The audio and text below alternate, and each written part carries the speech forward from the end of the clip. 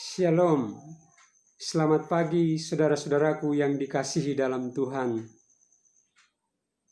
Puji nama Tuhan, tanpa terasa kita ada di bulan Juni 2020. Kita sangat mengucap syukur kepada Tuhan karena anugerahnya berlimpah-limpah dalam kehidupan kita. Kebaikannya, kemurahannya kita alami sampai pada pagi hari ini, dan kita ada sebagaimana kita ada. Saudaraku yang dikasihi dalam Tuhan, pada pagi hari ini kita akan membaca dan merenungkan firman Tuhan. Seperti bulan-bulan sebelumnya, bulan Mei 2020, kita telah melihat bersama mengenai tema pemeliharaan Tuhan di tengah-tengah keadaan sulit. Dan pada bulan Juni ini, kita akan belajar bersama-sama mengenai tema jangan pernah menyerah dalam keadaan apapun. Sekali lagi saya ingin mengulang tema ini. Jangan pernah saudara dan saya menyerah dalam keadaan apapun. Saudaraku yang dikasihi dalam Tuhan, Amsal Salomo mengatakan, jika engkau tawar hati pada masa kesesakan, kecilah kekuatanmu.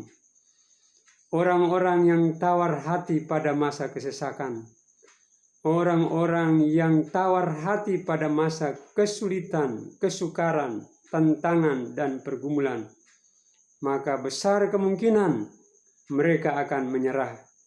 Saudaraku yang dikasihi Tuhan, orang yang tidak menyerah adalah orang yang tidak pernah tawar hati. Dan orang yang tidak pernah tawar hati, itulah orang-orang yang tidak pernah menyerah di dalam kehidupan mereka. Tawar hati artinya bahwa seseorang hatinya kecut atau patah semangat. Pada pagi hari ini, saya ingin mengajak saudara-saudaraku yang dikasihi dalam Tuhan untuk membaca firman Tuhan di dalam 2 Korintus pasal yang keempat, ayat yang ke-16 sampai ayat yang ke-18, dan pasal yang kelima, ayat yang pertama. Demikian bunyi firman Tuhan.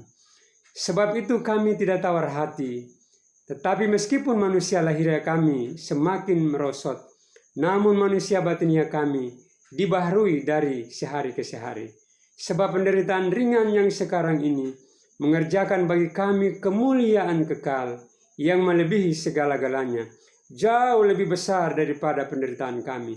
Sebab kami tidak memperhatikan yang kelihatan, tetapi yang tak kelihatan. Karena yang kelihatan adalah sementara, sedangkan yang tak kelihatan adalah kekal.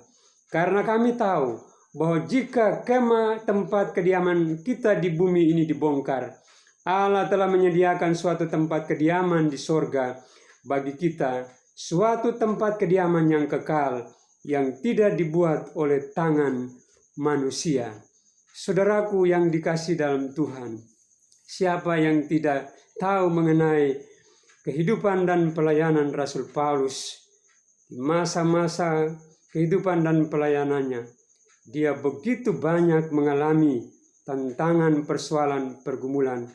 Dia mengalami banyak kesulitan, kesukaran, kesesakan, dan sebagainya. Tetapi saudara-saudara memperhatikan firman Tuhan ini. Dia berkata bahwa kami tidak tawar hati. Saudaraku yang dikasihi dalam Tuhan. Ada 3 alasan mengapa Rasul Paulus mengatakan bahwa kami tidak tawar hati. Alasan yang pertama adalah bahwa karena manusia batinia atau manusia rohaninya atau jiwanya kuat, saudara-saudaraku yang dikasihi dalam Tuhan. Ada banyak orang Kristen yang hari-hari ini ketika mereka menghadapi berbagai banyak kesukaran, kesulitan dalam hidup mereka, mereka tawar hati, mereka kecut hati, mereka patah semangat. Karena apa? Karena batin mereka tidak siap, karena rohani mereka tidak siap, karena jiwa mereka tidak siap, saudaraku. Rasul Paulus mengatakan di sini, meskipun manusia lahiriah kami dari hari ke hari semakin merosot, tetapi manusia batinia kami diproses, diperbaharui dari hari ke hari. Saudaraku yang dikasihi dalam Tuhan, Saudara harus memastikan bahwa manusia batinnya saudara adalah manusia batinnya yang luar biasa, yang kuat. Kerohanian saudara kuat, jiwa saudara kuat, sehingga saudara tidak tawar hati di dalam keadaan apapun. Alasan yang kedua adalah, saudaraku yang dikasihi dalam Tuhan, mengapa Rasul Paulus tidak tawar hati? Alasannya adalah karena cara memandang dia terhadap permasalahan yang dihadapi. Dia mengatakan di sini bahwa sebab penderitaan ringan yang sekarang ini mengerjakan bagi kami kemuliaan kekal yang melebihi segala-galanya. Saudaraku yang dikasihi dalam Tuhan, cara pandang kita terhadap sebuah masalah itu sangat penting di dalam kehidupan kita, karena akan menentukan apakah kita tawar hati atau tidak, saudaraku. Dia mengatakan di dalam 1 Korintus pasal yang ke-13 ayat yang ke-10 bahwa pencobaan-pencobaan yang kamu alami adalah pencobaan-pencobaan biasa yang tidak melebihi kekuatan manusia. Dia juga mengatakan di dalam Roma pasal 8 ayat yang ke-18, aku yakin bahwa penderitaan zaman sekarang tidak dapat dibandingkan dengan kemuliaan yang akan dinyatakan kepadaku. Saudara-saudaraku yang dikasihi dalam Tuhan, cara memandang persoalan itu sangat penting. Rasul Paulus memiliki cara memandang persoalan, yaitu persoalan-persoalan itu ada persoalan ringan, kecil, persoalan-persoalan yang biasa, yang setiap hari dialami dan dijalaninya. Saudara, ada banyak orang Kristen yang tawar hati karena cara memandang mereka terhadap persoalan yang mereka hadapi. Mereka melihat persoalan lebih besar, maka membuat mereka tawar hati. Seperti contoh yang dapat kita lihat, yaitu dalam kehidupan Yosua, saudaraku yang dikasihi dalam Tuhan.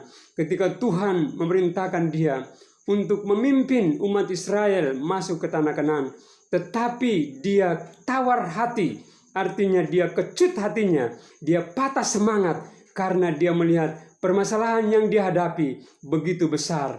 Oleh sebab itu Tuhan menguatkannya. Jangan engkau tawar hati, jangan engkau kecut hatimu, jangan engkau patah semangat, karena Tuhan ada bersama-sama denganmu. Saudaraku yang dikasihi dalam Tuhan, bagian yang ketiga atau alasan yang ketiga, Rasul Paulus tidak tawar hati karena ada satu hal yang amat sangat penting yang diharapkan di dalam kehidupan ini adalah kekekalan. Saudara-saudaraku yang dikasihi dalam Tuhan, ayat yang ke-19 mengatakan, sebab kami tidak memperhatikan yang kelihatan, melainkan yang tak kelihatan. Karena yang kelihatan adalah sementara, sedangkan yang tak kelihatan adalah kekal. Saudaraku yang dikasihi dalam Tuhan, ada fokus, ada perhatian ke depan, ke satu masa yang tidak kelihatannya itu kekekalan, saudaraku. Karena dia tahu bahwa yang kelihatan itu adalah sementara, yang kelihatan itu adalah semu, yang kelihatan itu akan hancur, akan diambil. Tetapi ada satu yang tidak kelihatan, yaitu kekekalan. Dan itulah membuat dia fokus untuk melihat ke depan, bahwa ada kekekalan yang akan dia nikmati. Maka dia tidak tawar hati, saudaraku yang dikasihi dalam Tuhan. Pada pasal 5 ayat yang pertama mengatakan bahwa meskipun tempat kemah kediaman kita di bumi ini akan dibongkar, akan dihancurkan, tetapi ada satu tempat kemah kediaman kita yang kekal, yang dibuat oleh tangan Tuhan, yang Tuhan sediakan kepada kita. Saudaraku yang dikasihi dalam Tuhan, inilah yang membuat dia tidak pernah tawar hati di dalam menjalani kehidupannya, dalam menjalani setiap persoalan, pergumulan, kesukaran, kesulitan, kesesakan yang dihadapi dalam kehidupannya.